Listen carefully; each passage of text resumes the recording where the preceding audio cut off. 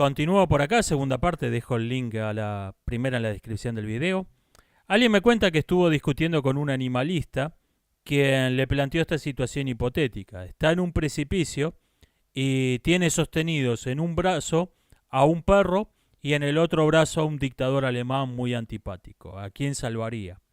Bueno, este dilema está planteando una ética radicalmente emocional, una ética sentimentalista pura. Y esto a mí me parece un completo disparate. Yo soy sentimentalista en ética. Yo creo que el fundamento de la moral es el sentimiento.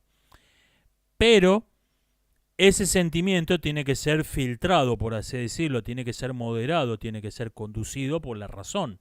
No nos podemos quedar solo en el sentimiento.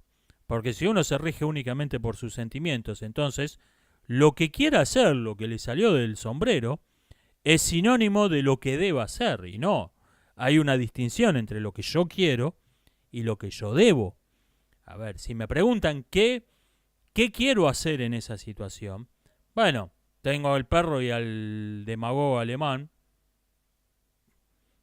Tenía ganas de tener de mascota un perrito hace tiempo, pero eso es lo que quiero hacer. Ahora, si me preguntan qué debo hacer, qué debería yo hacer en esa situación, no que lo que probablemente haría realmente, sino que qué debo hacer, no, el ser humano está primero.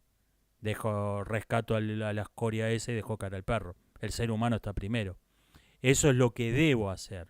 Precisamente, esa es la razón por la que desprecio a ese hijo de puta. Porque sé que si él estuviera en mi situación, estuviéramos al revés, salvaba al perro sin pensarlo un segundo, me dejaba caer a mí. Esa es la razón por la que desprecio a ese hijo de puta. Precisamente. Y el sentimentalismo puro lleva al absoluto relativismo, porque obviamente para cada niño su madre es la persona más importante del universo.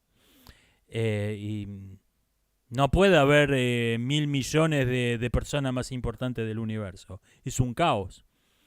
Este es el problema. O sea, yo creo que el fundamento de la moral es el sentimiento. En esto estoy de acuerdo. Pero no te podés quedar con el sentimiento puro. Esto es un disparate. Um, Me preguntan si hay alguna telenovela que me guste, como aunque sea como placer culposo. No. Serie sí. Pero telenovela, el problema que tiene la telenovela, lo señaló Aristóteles milenios antes de que existieran las telenovelas. Algo demasiado grande no puede tener forma y la belleza está en la forma. Por lo tanto, algo demasiado grande no puede ser bello. La telenovela no tiene forma. La telenovela salió, bueno, pero es una ficción que empezó sin un plan y por ahí no tuvo éxito, la cancelan al tercer episodio, le dan un desenlace. Eh, o por ahí tiene éxito y la empiezan a estirar como chicle. Un personaje secundario se vuelve muy popular, entonces lo convierten en el protagonista. La telenovela no tiene forma. Por lo tanto, la telenovela nunca puede ser bella. Y este es el problema. La serie, en buena parte, adolece del mismo defecto, sobre todo series que de hecho se han convertido en telenovelas, como The Walking Dead, pero conserva un cierto plan. Hay un cierto plan que está desde el principio. Entonces tiene una forma la serie. Incluso series demasiado largas, series estiradas, tienen una cierta forma y por lo tanto una cierta belleza. Me dicen que alguien vio un documental donde decían que la inteligencia artificial puede encontrar soluciones nuevas no previstas a un problema. Sí, hace esto de dos modos. Uno es el cálculo impredecible. Por ejemplo, esto no solo en la inteligencia artificial. Si usted ve una de esas animaciones del set de Mandelbrot en YouTube, con música porrera de fondo, siempre, eh, eso está determinado por un algoritmo que tiene 5 o 6 letras. O sea, es totalmente Está totalmente determinado. No hay un píxel que pueda estar en otra parte que donde está. Y sin embargo, cuando ponemos a una computadora a calcular el set de Mandelbrot, no sabemos qué nos vamos a encontrar. Aunque está todo determinado, no sabemos qué nos vamos a encontrar porque es demasiado complejo. Ese es un modo en que algo, irónicamente hecho por seres humanos, puede sorprendernos. Y la otra forma es someter simulaciones a un proceso evolutivo. Se producen variaciones random de algo, se seleccionan a las que cumplen, las que se acercan mejor a un objetivo, se hacen copias con selecciones random, con variaciones random de esas, se vuelven a poner a prueba, se seleccionan a las que se acercaron más al objetivo, así, un proceso que imita la selección natural, y suponiendo que la selección natural exista en la naturaleza, como sea, es un proceso de selección natural. Y el resultado final va a ser algo que se va a acercar muchísimo al objetivo que se busca, pero totalmente impredecible. La persona que puso a correr la simulación no tiene idea cómo la simulación va a resolver finalmente el problema. Asusta un poco. Algo que estamos haciendo los seres humanos. Los seres humanos no podemos prever cómo se va a comportar, qué va a hacer. Imagínense cuando estas cosas tengan la capacidad de declarar una guerra. Y nos falta mucho para esto. Nos falta. Ya hay empresas que están donde el SEO es virtualmente un algoritmo. Hay algoritmos que son tan importantes que son prácticamente el SEO de la empresa. Dentro de unos años, esto va a ser así literalmente. Va a haber compañías cuyo SEO no sea un ser humano. El SEO sea una inteligencia artificial. Y el paso siguiente es que tener un jefe de Estado que sea una inteligencia artificial. Y esto no estoy hablando en el siglo XXV, Buck Rogers. Estoy hablando de un par de décadas.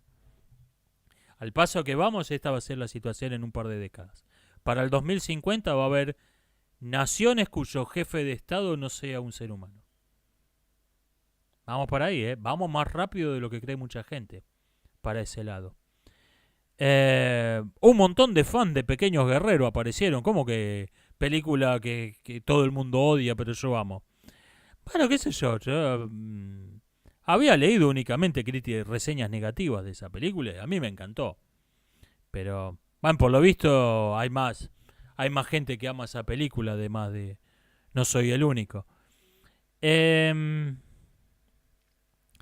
dicen qué pienso del Día de la Mujer y la Niña en la ciencia de la UNESCO.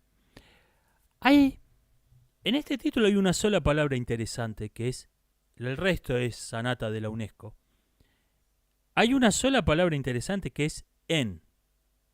Mujeres en la... Digamos, dejemos pasar la extraña mención de las niñas, pero las mujeres en la ciencia, no las mujeres de la ciencia. Fíjense que es un modo muy extraño de hablar. Supongamos que alguien quiere, bueno, vamos a hacer sanata políticamente correcta. Vamos en este día a homenajear a las grandes mujeres de la ciencia. Es muy raro decir en la ciencia. Paula Radcliffe es una gran corredora en el maratón. Bueno, sí, es una gran corredora cuando está corriendo, no cuando está sentada en su casa en un sillón viendo la televisión. No es una gran corredora. Ok, tiene sentido. Pero es un modo muy extraño de hablar. Lo que decimos normalmente es... Paula Radcliffe es una gran corredora de maratón.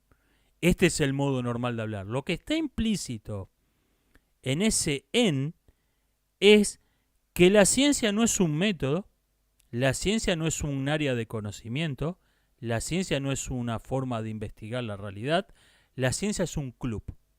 La ciencia no es algo que alguien haga, la ciencia es un lugar donde está.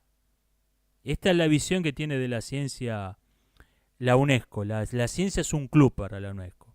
Un club que tiene derecho de admisión y de permanencia, y el club que ha decidido tener reglas de cupo femenino. Esa es la visión que tiene de la ciencia la UNESCO. Está implícito en ese Día de la Mujer y la Niña en la ciencia. Alguien me dice que el genio es lo que no se explica solo por el estudio y el esfuerzo. Me gusta, me parece una buena definición esta. No hay el genio que tienen, el genio como aparece en las películas yankees. Odio ese estereotipo. El genio que nunca estudió, no sabe un carajo y lo hace mejor que el experto en eso. Eso no existe. El genio tiene que esforzarse, el genio tiene que estudiar, pero excede lo previsible. Va más lejos de lo que uno esperaría únicamente por el estudio y el esfuerzo. Eso creo que es el genio. Me gusta esa definición. Especialmente el genio es una idea que se menciona mucho en el arte. El genio es sobre todo una idea aunque está el genio científico, el genio filosófico, pero sobre todo el genio es propio del arte, porque en el arte, hasta en el último aficionado, hay algo que no está en el estudio, que no está en el esfuerzo. Uno no puede enseñar a pintar. Uno puede enseñar a preparar una paleta de colores. Uno puede enseñar las leyes de la perspectiva. Uno puede mostrarle ejemplo de maestros clásicos y explicarle su técnica, pero nada de eso es enseñar a pintar. El artista, incluso el último aficionado, tiene que ir más allá de lo que le enseñaron. Tiene que hacer algo que no está en lo que estudió y que no se explica únicamente por el esfuerzo. Sin esfuerzo y sin estudio, va a pintar graffiti pornográfico en un baño. Sin esfuerzo y sin estudio. Pero incluso el último aficionado tiene algo de genialidad, porque tiene que ir más allá de lo que le enseñan, porque no se puede enseñar directamente el arte.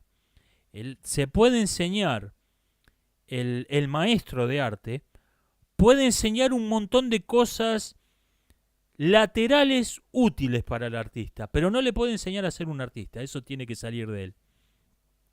Por eso creo que el genio es muy propio del arte. Precisamente porque el genio es lo que va más allá del estudio y del esfuerzo. Me dicen que puse como ejemplo de verdad absoluta la ley de gravedad y que la mejor explicación de la gravedad se llama teoría de la relatividad. Sí, y es la verdad que es un nombre bastante extraño. Sábato contaba cuando estaba trabajando de asistente de laboratorio de Irene Curie, y un día fue de visita a Albert Einstein y conversando le preguntó por qué no teoría de la absolutidad. Y parece que a Einstein no le gustó mucho la pregunta. Pero en realidad sí, lo que está diciendo la llamada teoría de la relatividad es que todo es relativo a una cosa que no es relativa, que es la velocidad de la luz. O sea, está diciendo que hay una cosa que es absoluta, todo lo demás es relativo. Teoría de la absolutidad realmente hubiese sido un nombre más adecuado. Voy cortando por acá, voy a hacer una tercera y última parte, nos vemos ahí.